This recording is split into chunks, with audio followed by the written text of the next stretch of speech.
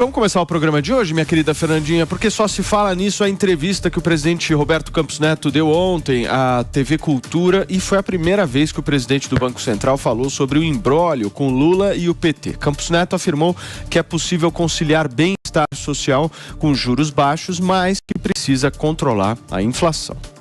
Em nenhum momento, né, a gente defendeu simplesmente aumentar a meta no sentido de ganhar flexibilidade, mesmo porque não é nossa crença. A gente acredita que se a gente faça uma mudança de meta no sentido de ganhar mais flexibilidade, o efeito prático vai ser perder flexibilidade. Porque hoje, e aliás esse é um tema que vale a pena desenvolver um pouco, porque tem muita divergência entre economistas sobre algumas coisas, mas tem um grupo de economistas que acredita muito no sistema de metas que está um pouco dividido. Tem um grupo de pessoas que diz, olha, essa meta é muito baixa mesmo, a inflação basal americana subiu muito, então a gente precisa entender que ficou muito difícil atingir essa meta, porque a meta foi feita no cenário onde a inflação mundial era baixa, você acreditava que a pandemia ia gerar deflação, então tem um grupo de economistas que pensam assim. E tem um outro grupo de economistas que dizem, não, olha só, se você aumenta a meta num momento como esse, onde a meta está um pouco desancorada, o que vai acontecer é o seguinte, os economistas e os analistas vão projetar uma meta que é igual à nova meta, mas como a meta foi aumentada em um momento onde você não está atingindo a meta, ela vai pedir um prêmio de risco maior ainda. Então você não só não vai ganhar flexibilidade, como vai perder. Hoje eu me situo nesse segundo grupo. Eu acho que se a gente fizer uma mudança agora, sem ter um ambiente de tranquilidade e um ambiente onde a gente está atingindo a meta com facilidade, o que vai acontecer é que você vai ter o efeito contrário ao desejado. Ao invés de ganhar flexibilidade, você pode terminar perdendo flexibilidade. E olha, gente, ele lembrou também que existe uma diferença entre a taxa de juros e a Selic, e que está à disposição do PT ou de quem quer que seja para falar sobre isso. Vamos dar uma olhada. Uma coisa que eu tenho dito muito e que eu acho que aí é importante a gente pensar é o seguinte, existe uma certa confusão entre Selic e juros, né? Então o que acontece? Isso é importante as pessoas entenderem. Hoje, quando a gente pensa em termos de economia, a gente tem 24% do crédito que gira indexado à Selic, ou seja, que ele está ligado à Selic, mas tem 76% do crédito que não está na Selic. Ele está nos juros além da Selic. Então, a Selic é um juros que o Banco Central fixa de um dia, e de um dia para frente, o juros é determinado pelas pessoas e empresas que emprestam dinheiro para o governo. Tá aí, gente, dois trechos aí que nós estamos exibindo para vocês da entrevista de Roberto Campos Neto ontem ao Roda Viva da TV Cultura, a quem a gente agradece por ter cedido, inclusive, essas imagens que a gente exibiu por aqui. Deixa eu dar meu bom dia ao nosso time. Temos aqui Alan Gani, o homem de Tameia da Nelon, meu querido Felipe. O homem que está enrolando Tameia da Nelon, mas nós falaremos isso em breve. Tudo bem, meu querido Alan? Tudo bom. Seja bem-vindo. Baita prazer estar aqui, prazer Paulo. Nosso. Prazer, Fê. Prazer, seja bem-vindo. Escuta, temos também, coloca no telão para mim, Fernandinha, por favor. Aqui temos nosso Alexandre Borges, Mano Ferreira, e temos o Rasta também. Hoje, cadê o Rasta? Cadê já o Rasta? Tá conectado o Rasta? Daqui a pouquinho o Rasta e a Alafá tá chegando. Tá um pouquinho atrasadinho, mas já chega. Tá certo, vindo de Felipe mobilete. Campos? Exatamente. Meu querido Alan Gani, como é que você avalia essa entrevista de ontem do Roberto Campos Neto? Você achou que ele foi bem? O que a gente pode tirar disso daqui para frente? Então, Paulo, eu acho que teve assim, aspectos positivos e aspectos negativos. O aspecto positivo, ele não entrou na provocação, ele não esticou a corda, ele não pilhou, né, não fez disso uma briga pública com o presidente Lula. Isso foi bastante positivo. Ele também lembrou acertadamente que a taxa de juros subiu de maneira muito abrupta e muito rápida em 2022. Então, tirando qualquer suspeita de que ele estaria do lado do Bolsonaro, então ele está falando ali, olha, eu estou agindo tecnicamente, senão não teria subido os juros justamente num ano eleitoral. Isso foi bastante positivo. O que eu acho que foi negativo, Paulo, ele acabou deixando passar uma oportunidade de explicar melhor para a população. Foi uma entrevista muito técnica, cheia de jargões técnicos. Ele falava em curva.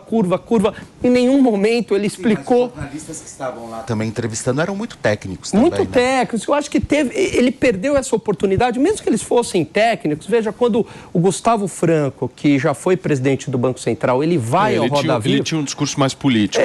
Ele consegue falar numa linguagem linguagem mais acessível, explicar para a população, porque senão fica parecendo que a taxa de juros é simplesmente uma questão que o Banco Central vai lá e impõe, ponto final. Né? Ele até tentou explicar que não é isso, mas eu acho que faltou um pouco de comunicação da parte dele, de tentar ser mais, né, falar mais para o leigo, para a população e explicar algo aí que é bastante relevante no dia atual, né? E explicar também a questão fiscal. Por que que o fiscal eleva os juros e penaliza o pobre? Muito bem. Viu quem chegou, Felipe Campos? Eu vi, você chegou. Você veio de mobilete? Simplesmente você está toda descabelada. Não, gente, eu queria fazer um pedido à prefeitura para não arrumar poste, para não arrumar esgoto, 9h30 claro, da manhã deixa em uma terça-feira. Perfeitamente. Você veio de mobilete, não? Não. Entendi. Tudo bem, Mafazinha? Você tá nervosa não. hoje, né? Eu vou deixar você respirar um pouquinho, porque eu quero ouvir o Rasta. Cadê o Rasta, Fernandinha? Coloca o Rasta no nosso telão. dia, O Rasta, Rasta, seja tudo bem? bem-vindo, viu, cara? Novamente aqui ao nosso Grande Morning Show. Rasta. O Rasta, eu não quero ouvir um comentário seu técnico sobre essa história. Eu quero entender um pouco esse ponto que o Alan Gani traz, que eu acho que é bem válido, né? Como é que se explica essa história econômica de um jeito que não seja tão chato assim? Cara, o pior é que eu não sei, não tem jeito, porque com o Banco Central é assim, né? Você vai ter que terminar recorrendo ao economês. Eu concordo com o cara. Eu me esqueci o nome dele. É o Alan. Esse mais simpático que tá com vocês aí. Pois é, na hora dele se explicar, ele teve que ficar falando de curva e tal, que é o jeito que esses caras sabem se explicar, né, velho? Ele é um cara técnico, ele não é um comunicador dessas coisas. Eu acho que no final das contas ele tentou ter realmente um discurso meio conciliador, assim. Ele falou várias vezes, está conversando com o Haddad, com a Tebet. Eu não sei até que ponto, inclusive, ele pode ser engolido por essas raposas mais políticas, né? Porque às vezes o cara tá pensando somente na tecnicalidade da economia e o cara não sabe muito como lidar com esse tipo de gente, né? Eu não sei se é o caso do Roberto do Campos Neto, mas eu acho que a entrevista dele não ajudou o caso da independência do Banco Central, tá entendendo?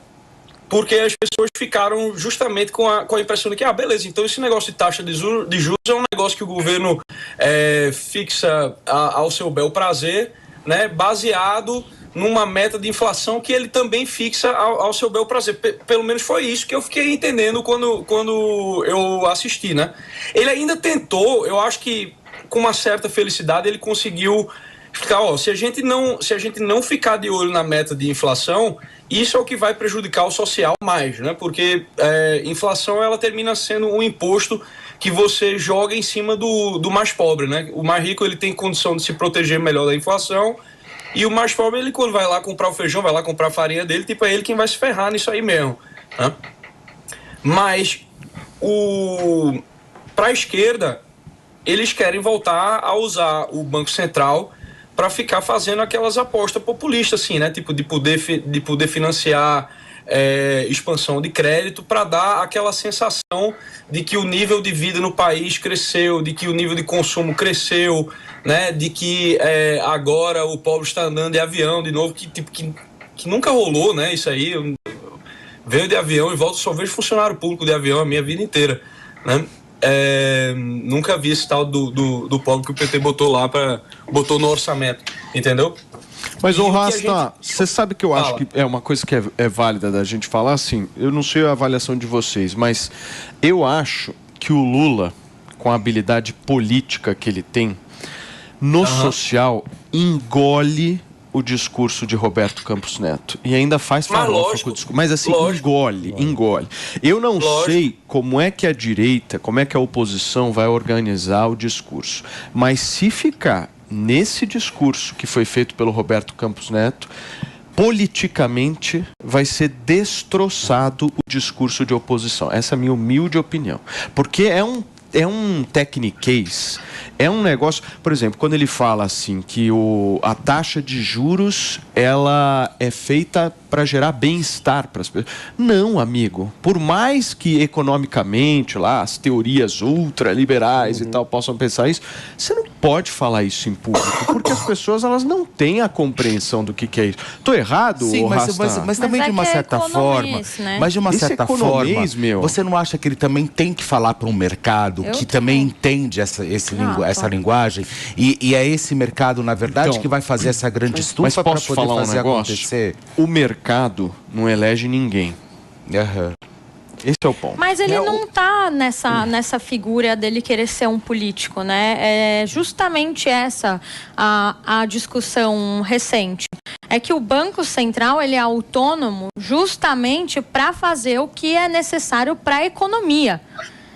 Essa parte política, discurso bonitinho, quem é que faz é o político, é o Lula, entendeu?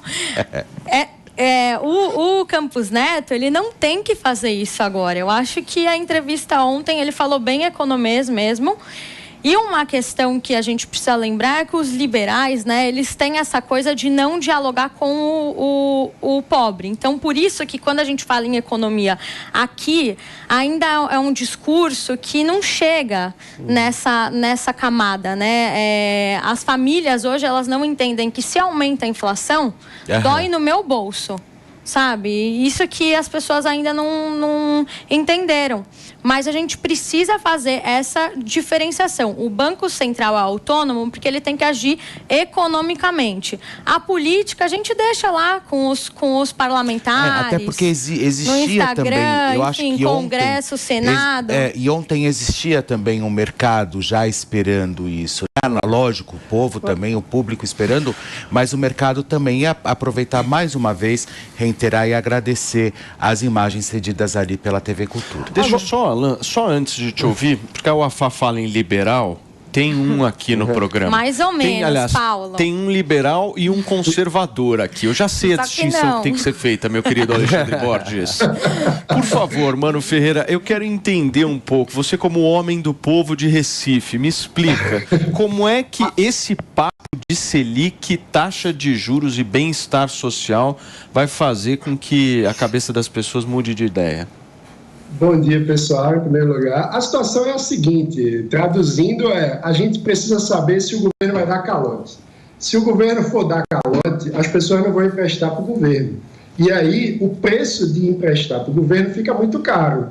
Em outras palavras, a gente só pode reduzir o preço do empréstimo, que é os juros, se a gente tem certeza que o governo vai ser capaz de pagar suas contas. Se o governo for caloteiro, não pode diminuir os juros. Então, traduzindo é isso, a gente precisa saber se o governo vai ser caloteiro ou vai ser responsável. Porque se o governo for caloteiro, o que acontece é que a conta fecha com o dinheiro do mais pobre.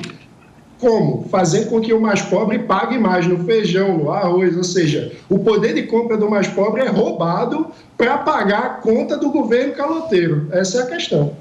Ô Ale, como é que você vê aí essa entrevista? Como é que está repercutindo, principalmente dentro do mercado, na tua avaliação? Eu acho que está repercutindo muito bem. Eu acho que o tom que ele assumiu é um tom técnico, porque ele está falando num momento onde há questões técnicas muito complicadas sendo discutidas. É claro que se ele pudesse ao mesmo tempo falar tecnicamente e falar como político, tudo bem, mas não é o caso. Talvez não seja a habilidade dele, mas ele é um técnico seríssimo, ele é um excelente presidente do Banco Central. Acho que isso está acima das ideologias. Os liberais, nós conservadores, os nacional populistas, enfim, todo mundo acho que aplaude o Roberto Campos Neto pela seriedade com que ele tem tocado o Banco Central. Por quê? Porque essa questão de juros, é uma pena que isso aconteça, mas muitas vezes passa a ideia para as pessoas que juros é uma maldade criada pela elite para tirar dinheiro dos pobres, para dar dinheiro para banco e tal. E não é nada disso. Juros é o custo do dinheiro. Dinheiro custa dinheiro, da mesma maneira que banana custa dinheiro, que carro custa dinheiro, dinheiro custa dinheiro. O que quer dizer isso? Vamos dizer o seguinte, um sujeito milionário, astro da televisão como Paulo Matias, por exemplo, ele tem muito dinheiro. Então, tô dando, né, Paulo? Você me perdoa te usar aqui como exemplo, mas é pra gente explicar para as pessoas. Mas tem mesmo. Oi?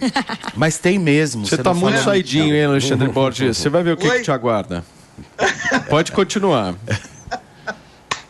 Bom, então assim, tô brincando, imagina, é brincadeira de amigo, de alguém que gosta demais de você. Mas olha só, então é o seguinte, vamos dizer que uma pessoa X, tá, que tenha muito dinheiro, ela vai fazer o quê? Ela pode gastar esse dinheiro, pode comprar um carro novo, pode comprar um apartamento, pode viajar, pode comprar roupa, joia, blá, blá, blá.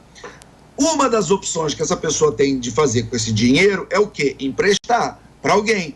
Agora, por que ela emprestaria esse dinheiro para alguém? Por quê? Porque isso vira um investimento, é também um negócio. A pessoa que está precisando de dinheiro bate na porta dele e diz o seguinte: ô amigo, você que tem esse dinheiro todo guardado, em vez de você gastar, em vez de você comprar mais um apartamento, mais uma casa, empresta para mim, que daqui a 1 ano eu te devolvo e te devolvo mais. Esse mais é os juros.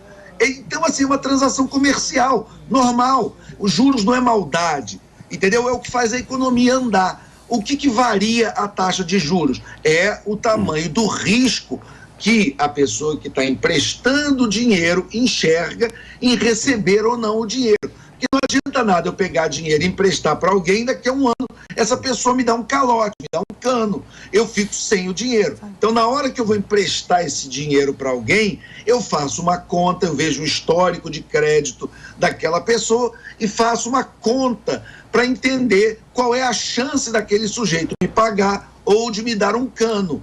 Sim. Isso tem várias questões técnicas envolvidas. Compreendo.